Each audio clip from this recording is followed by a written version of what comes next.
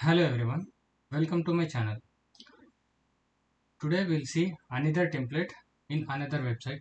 This is Motion Elements website, and here we can see a number of free After Effects templates. In this we can select whatever we want. For the tutorial purpose I'm selecting this template. The link will be given in description. All you need is go sign up yourself and download it.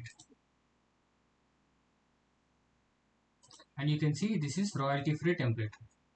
Go to After Effects, then import the downloaded file.